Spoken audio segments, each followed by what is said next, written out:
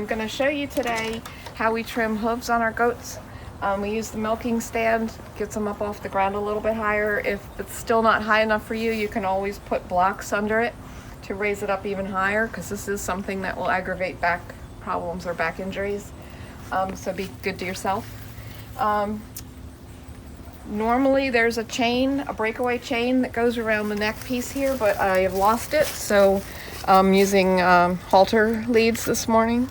But we're watching her really carefully. This is not the safest situation. So I'm going to start with her front feet and show you how we trim, and then I'll do back foot.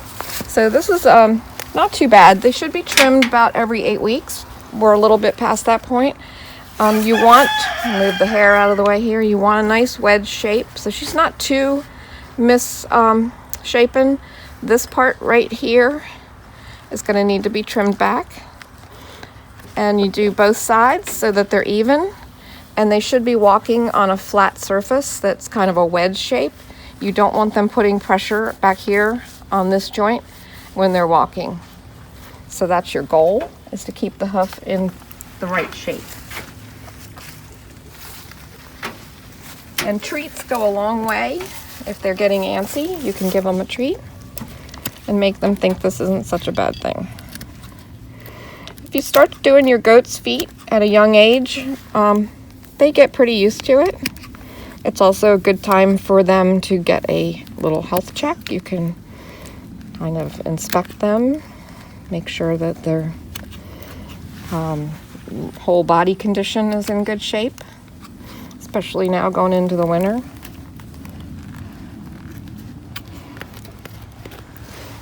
A nice little inexpensive hoof pick brush is good.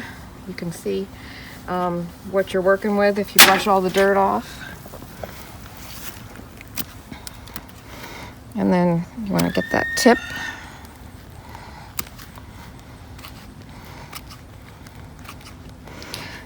She doesn't have a bad hoof for being an old girl. She's 13 or 14 years old. A lot of times with older goats, especially if they haven't been cared for, you'll see that their hooves have been way overgrown, and it's hard. You have to do that over many sessions to get it back into shape. She'll wear down that center there, so that's a good shape right there. So I'm going to go ahead and match the other half of her hoof to that.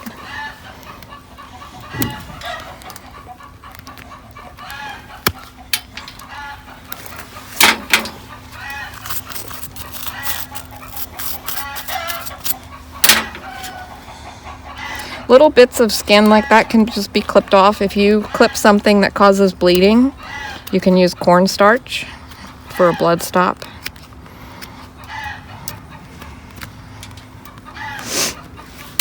Sometimes you'll have a piece back here at the base of the hoof that's overgrown, and sometimes you can just peel that off, or sometimes you can just kind of shave it off with the hoof clippers.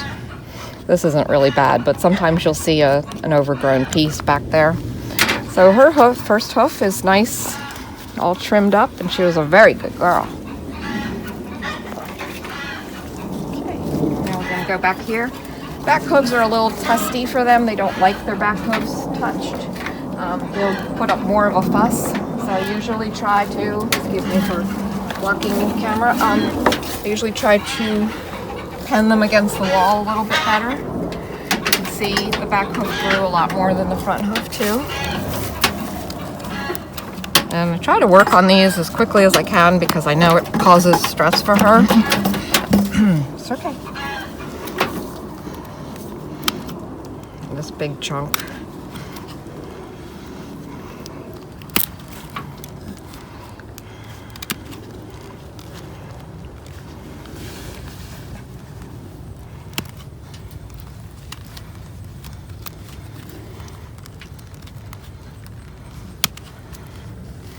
This is a little bit of an example here of some overgrown hoof material in the back, which I can just trim down.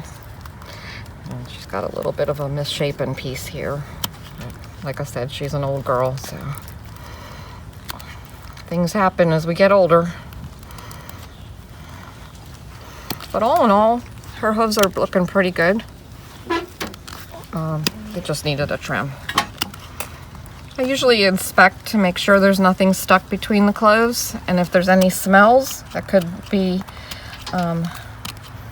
indicating hoof rot or hoof scald, something irritating in there. Could be caused by bacteria, so something that should be investigated if you find that. So she did pretty well. That hoof looks pretty good. I'm going to just brush it off and make sure.